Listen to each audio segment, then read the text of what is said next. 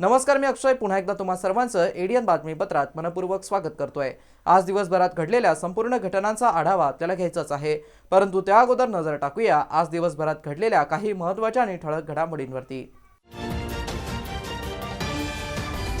गल्लीबोळात जाऊन आग विझवण्यासाठी अडचण दूर। छत्रपती संभाजीनगर मनपाच्या अग्निशमन विभागातील ताफ्यात नव्या अत्याधुनिक उपकरणं आणि स्मॉल फायर टेंडरचा समावेश। तर 1 वर्षाच्या चिमुकल्याच्या घशात अडकला बदाम। घाटी रुग्णालयाच्या कान नाक घसा विभागाने दिलं चिमुकल्याला जीवनदान। आता बघूया सविस्तर बातम्या। छत्रपती संभाजीनगर मनपाच्या अग्निशमन विभागातील वाहन ताफ्यात आधुनिक उपकरणं आणि नव्या अत्याधुनिक स्मॉल फायर टेंडरचा समावेश झाला असून नुकतंच मनपा आयुक्त तथा प्रशासक जी श्रीकांत यांनी पाहणी केली आहे। सदर नवीन वाहनं आणि उपकरणांबाबत मनपा उपायुक्त अंकुश पांढरे यांनी एडियन सोबत बोलताना अधिक माहिती दिली आहे। आमच्या अग्निशमन विभागात माननीय आयुक्त जी श्रीकांत सर यांच्या प्रयत्नामुळे आत्ताच वाहन खरेदी करण्यात आली, जी अत्यावश्यक होती आणि बऱ्याच वर्षापासून वाहनाच्या प्रतीक्षेत होतो आम्ही। बरेचसे वाहन आता नवीन वाहन धोरणानुसार वाहन स्क्रॅप जे करायचं त्या धोरणानुसार आता काही स्क्रॅप झाले, काही नेक्स्ट इयर स्क्रॅप होणार होते। त्यामुळं आपला अग्निशमन विभाग जो आहे छत्रपती संभाजीनगर हा नुसता शहरापुरता मर्यादित नसून आपल्याकडे RDMC म्हणजे रिजनल डिझास्टर मॅनेजमेंट सेंटर ही सुद्धा जबाबदारी, त्यामध्ये जालना, औरंगाबाद व बीड या 3 जिल्ह्यांना आपण सेवा पुरवतो। त्यामुळे हा परिसर आणि हे सगळं बघता आत्ता झालेले वाहन खरीद म्हणजे वाहन जे घेतले फायरचे ते आता आणि भविष्यासाठी खूप उपयुक्त ठरणार आहे। तसेच यामध्ये आम्ही 5000 लिटरचे जे टेंडर आहेत वॉटर टेंडर ते 6 घेतले। त्यानंतर फोम टेंडर 8500 लिटरचे ते 2 घेतले। रेस्क्यू व्हॅन घेतली आम्ही 1। त्यानंतर 2 QRV quick response rapid vehicle ते 2 घेतले। 2000 लिटर म्हणजे जिथे गल्ली बोळा किंवा अशा ठिकाणी डेन्स एरियामध्ये गाडी जाऊ शकत नाही त्यासाठी छोटे 2000 लिटरचे टेंडर सुद्धा आम्ही घेतले। असे टोटल 15 वाहन खरेदी करण्यात आली। दरम्यान मुंबई पुणे द्रुतगती महामार्गावरती मंगळवारी प्रोपलिन गॅस वाहतूक करणारा टँकर उलटल्याने मोठ्या दुर्घटनेचा धोका निर्माण झाला होता। तर काही वर्षांपूर्वी छत्रपती संभाजीनगर शहरात देखील गॅस टँकर गळतीची घटना घडली होती। त्यावर मनपाने योग्य उपाययोजना केल्या होत्या, मात्र भविष्यात अशा दुर्घटना घडल्या तर त्या पार्श्वभूमीवरती छत्रपती संभाजीनगर महापालिकेच्या आपत्ती व्यवस्थापन विभागाच्या वतीने उपाययोजना आखल्या जात असल्याची माहिती विभाग प्रमुख स्वप्नील सरदार यांनी एडियन सोबत बोलताना दिली आहे। जसं आपण बातम्यांमध्ये किंवा वृत्तपत्रांमध्ये वाचलं असेल की काही तासांपूर्वी म्हणजे 30-35 तासांपूर्वी प्रोपेन कॅप्सूल गॅस टँकर हे मुंबई एक्सप्रेस पुणे हायवेवर अपघातग्रस्त होऊन तिथे खूप मोठी ट्रॅफिक जाम झाली आहे, जे की 8 ते 9 किलोमीटर लांब आहे, ज्यामुळे प्रवाशांना व इतर नागरिकांना फार त्रासही होतो आणि ते रिस्कवर पण आहे। प्रोपेन गॅस हा एकदम ज्वलंतशील असा गॅस आहे, ज्याने की खूप वेळेपर्यंत ती आग ॲटमॉस्फिअरमध्ये राहू शकते। आणि ते कॅप्सूल टँकर हे त्याचं वजन काही टन्समध्ये दिसतं आहे, त्यामुळे पर्यावरणाला तसेच मानवी जीवनाला त्याचा फार मोठा धोका आहे। असाच एक अपघात छत्रपती संभाजीनगर महानगरपालिकेच्या हद्दीत 2 फेब्रुवारी 2024 सकाळी 5:13 झाला होता आणि तो शहराच्या मधोमध जिथे सगळ्यात जास्त गर्दीचं ठिकाण आहे म्हणजे सिडको बस स्टँड, हायकोर्टाच्या बाजूची वसाहत, हॉटेल्स, त्याच्यानंतर तिथलचं कमर्शियल एरिया, हे सगळा एरिया खूप मोठ्या जोखमीवर आला होता, कारण की 18 मेट्रिक टनचं गॅस टँकर HP कंपनीचं ते अपघातग्रस्त झालं सकाळी। त्यामुळे जोरदार गॅस गळती होऊ लागली, त्याचा शिट्टीसारखा आवाज येत होता आणि त्याच्यात 1208 सिलेंडर बसतील एवढं गॅस, एवढं क्षमतेचं। आमच्यावर एक जबाबदारी होती ॲज अ प्रशासन आणि डिझास्टर रिस्पॉन्स युनिट म्हणून, की सगळ्या एरियाला पहिले पेरिमीटर टाकून सिक्युअर केलं पाहिजे, म्हणजे तिथे ट्रॅफिक जाता कामा नये. नंतर तिथलची जी वसाहत आहे, तिथे राहणारे लोक जे आहेत त्यांना सुरक्षित ठिकाणी हलवणे. पण त्यापूर्वीही या सगळ्या गोष्टी चालू असताना त्याचं प्रॉपर आकलन करून घेणं, म्हणजे त्याचं एलपीजी म्हणजे नेमकं काय, किंवा कोणताही केमिकल डिझास्टर झाला तर त्याची अंडरस्टँडिंग पाहिजे. आता जसं की प्रोपेन झालं किंवा लिक्विफाईड पेट्रोलियम गॅस झालं, हे क्रायोजेनिक एलिमेंट्स आहेत, म्हणजे जे कमी टेम्परेचरचे असतात आणि ते लिक्विड फॉर्म मध्ये असताना पण तेवढेच ज्वलनशील सुद्धा असतात. तर अशा वेळेस आमच्या टीमचे लीडर म्हणजेच आमचे आयुक्त तथा प्रशासक महोदय यांनी तो लीड घेतला. आमच्यासोबत उपायुक्त 4 जे आपत्ती व्यवस्थापन विभागाचे प्रमुख आहेत, आणि चीफ फायर ऑफिसर आणि डिझास्टर मॅनेजमेंट युनिटच्या लोकांनी पॅरलली हे सगळं कामं केले. सॉलिड वेस्टचे आमचे सॅनिटरी इन्स्पेक्टर हे सुद्धा इव्हॅक्युएशन प्रोसेसमध्ये होते. या सगळ्या प्रोसेस वन बाय वन होत गेल्या. तिथे डिसिजन मेकिंग ही एक खूप मोठी त्याला म्हणतो आपण की एलिमेंट राहिला, की आम्ही त्या डिसिजन घेतल्या आणि इमिजिएटली इम्प्लिमेंट केल्या. या सगळ्यामध्ये एकच होतं की तो गॅस त्याला न्यूट्रलाइज कसं ठेवायचं. तर आम्ही त्याच्यावर पूर्ण 14 तासाच्या ऑपरेशनमध्ये 1 MLD पेक्षा जास्त पाणी टाकणं भाग होतं, कारण की तो ऍटमॉस्फिअरमध्ये ऍब्सॉर्ब झाला नाही पाहिजे. पण ऍट द सेम टाइम पाण्यातनं जरी तो खाली जात होता सिवेजमध्ये, तर सिवेजमध्ये ऑलरेडी मिथेन नावाचा गॅस असतो जो की फ्लेमेबल असतो.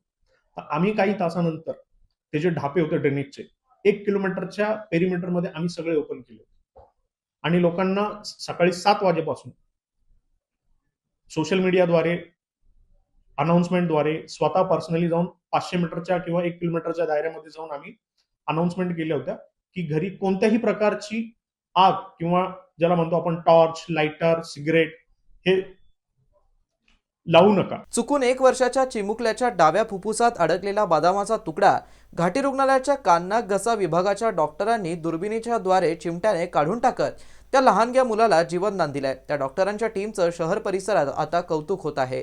लहान मुलं सुदृढ व्हावी यासाठी अनेक जण खारी खोबरं, काजू बदाम आदी किसून देतात. मात्र चुकून 1 वर्षाच्या चिमुकल्याने आईचं लक्ष नसताना बदाम गिळला. सुरुवातीला त्याला 7 दिवसांपासून सतत खोकला आणि ताप तसेच दम लागतो म्हणून बऱ्याच खासगी रुग्णालयात दाखवून आला होता. शेवटी त्याला घाटी रुग्णालयातील बालरुग्ण विभागातील डॉक्टरांनी येथील कान नाक घसा विभाग प्रमुख डॉक्टर सुनील देशमुख यांच्याकडे तपासणी करून शस्त्रक्रिया करून जीवनदान दिला. भरत वय वर्ष 1 याची तपासणी केल्यानंतर त्याच्या फुफ्फुसात काहीतरी अडकलं असल्याची शंका डॉक्टर देशमुख यांनी व्यक्त केली.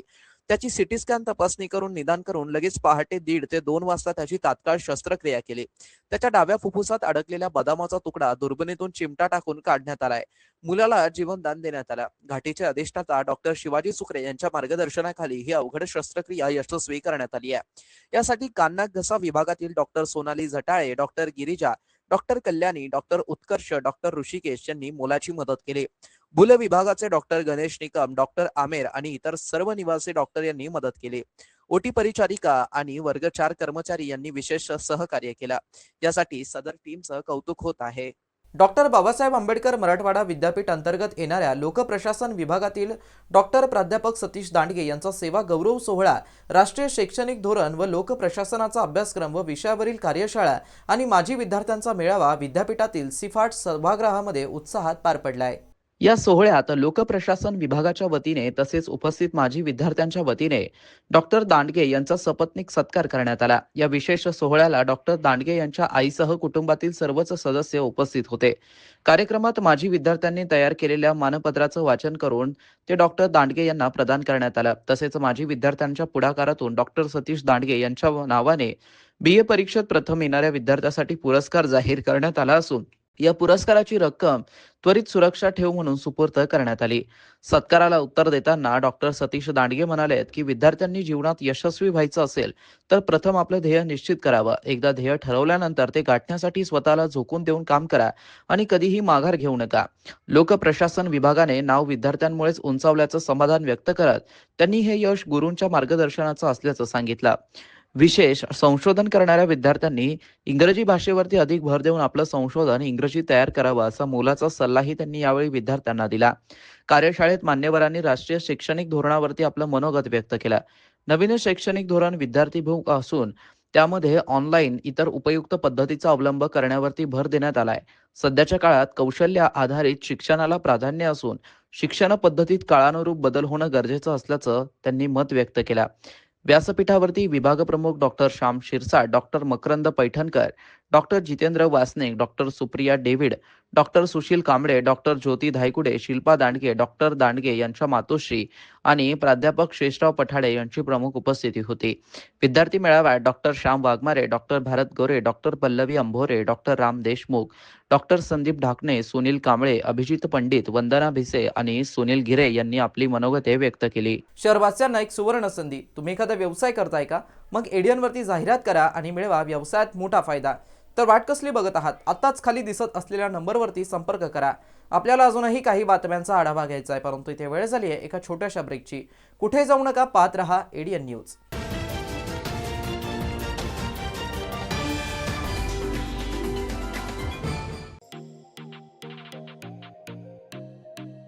शहराच्या मध्यवर्ती भागामध्ये व्यवसाय सुरू करण्याची एक सुवर्ण संधी.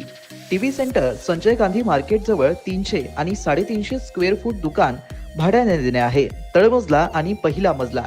संपर्क 80877711808.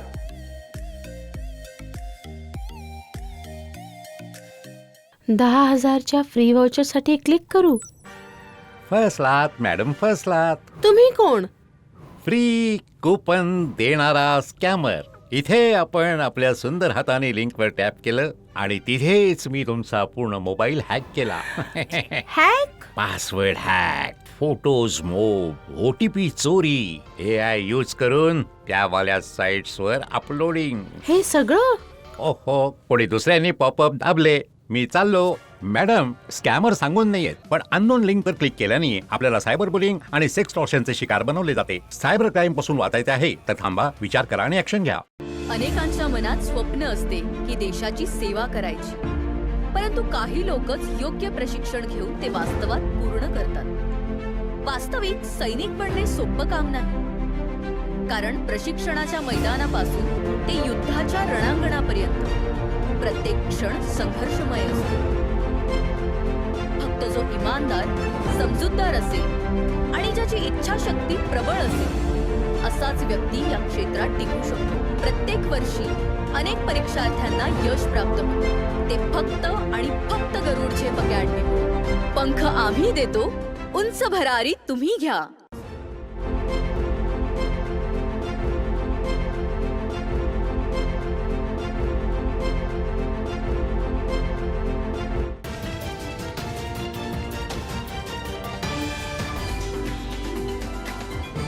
ब्रेकनंतर पुन्हा एकदा स्वागत. आपण बघत आहात एडियन बातमीपत्र. वेरूळ येथील 12वे ज्योतिर्लिंग दर्शनासाठी महाशिवरात्री निमित्त येणाऱ्या भाविकांची होणारी गर्दी पाहता यंदा भाविकांना गाभारा बाहेरूनच दर्शन घेता येणार असल्याचा निर्णय जिल्हा प्रशासनाने घेतला असून तशा सूचना मंगळवारी जिल्हाधिकारी दिलीप स्वामी यांनी आढावा बैठकीदरम्यान मंदिर विश्वस्त समितीला आणि प्रशासनाला दिल्या आहेत.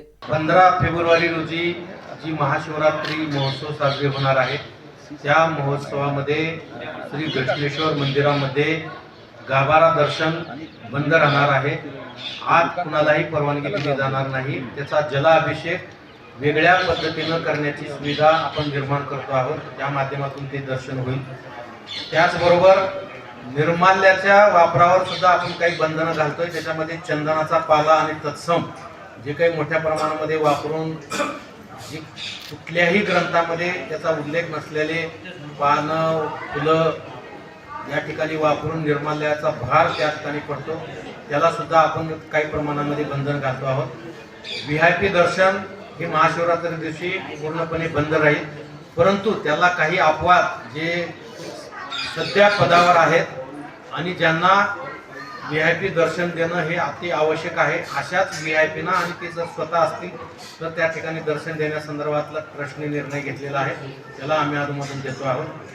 स्थानिक गावकऱ्यांना महादेवांचं दर्शन घेण्यासाठी जो कालावधी ट्रस्ट निर्णय घेईल त्या कालावधीमध्ये ज्यांच्याकडे आधार कार्ड आहे फक्त त्यांना आणि त्यांनाच दर्शनासाठी मुभा दिली जाईल. आधार कार्ड नसेल आणि आधार कार्ड असूनही इतर लोक सोबत घेऊन आले तर इतरांना त्या ठिकाणी दर्शनासाठी सवलत दिली जाणार नाही. कृपया याची सर्व गावकऱ्यांनी सुद्धा विनंती घेऊन प्रशासनाला सहकार्य करावं. त्याचबरोबर वेरूळ मंदिर परिसरामध्ये आणि रस्त्यालगतच्या स्वच्छतेच्या संदर्भामध्ये एक मोठी स्वच्छता मोहीम दिनांक 10 फेब्रुवारी रोजी हाती येणार आहे. त्यामध्ये प्रशासन, गावकरी, NGOज सर्व घटकांनी सहभागी व्हावं आणि मोठ्या प्रमाणामध्ये स्वच्छता मोहीम यशस्वी करावी, जेणेकरून महाशिवरात्रीचा उत्सव हा स्वच्छ आणि सुंदर परिसरामध्ये या ठिकाणी आनंदोत्सवानं साजरा करता येणार आहे.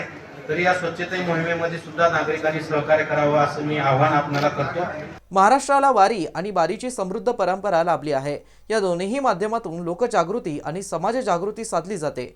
एवढंच नव्हे तर वारी आणि बारीद्वारे लोकमनाच्या मशागतीतून महाराष्ट्राची जडणघडण झाली असल्याचं प्रतिपादन शाहिरी वाङ्मयाचे अभ्यासक ज्येष्ठ पत्रकार डॉक्टर शेषराव पठाडे यांनी येथे केलं आहे. ज्योतिर्मय आयोजित साहित्य महोत्सवात प्रमुख अतिथी म्हणून डॉक्टर पठाडे बोलत होते. यावेळी त्रिपुरा विद्यापीठाचे माजी कुलगुरू डॉक्टर विल धारूरकर, ज्येष्ठ गायक दीपक गिरे, डॉक्टर मंगला वैष्णव यांची प्रमुख उपस्थिती होती. डॉक्टर पठाडे यांनी वारी आणि बारी या विषयावरील सहप्रयोग व्याख्यानाची सुरुवात आधी गणाला रणी आणा हो, नाहीतर रंग पुन्हा सुना सुना आणि लवकर यावे सिद्ध गणेशा, आतून कीर्तन वरून तमाशा या गाण्यांनी केली. प्रारंभी दैनिक ज्योतिर्मयचे मुख्य संपादक संजय व्यापारी यांनी डॉक्टर पठाडे यांचं स्वागत केलं. निवेदक आनंद काळे आणि पठाडे यांचा परिचय करून दिला. सूत्रसंचालन आनंद काळे यांनी केलं. केंद्र सरकारने पद्मश्री हा सर्वोच्च नागरी पुरस्कार देऊन सन्मानित केल्यामुळे तमाशाला राजवैभव मिळाल्याचं सांगून पठाडे यांनी लावणी सम्राट ज्ञानोबा उत्पात यांची चला जेजुरीला जाऊ ही आध्यात्मिक आणि वाटलं होतं तुम्ही याल ही शृंगारिक लावणी सादर करून उपस्थितांची मने जिंकली. एक शृंगारिक लावणी आहे.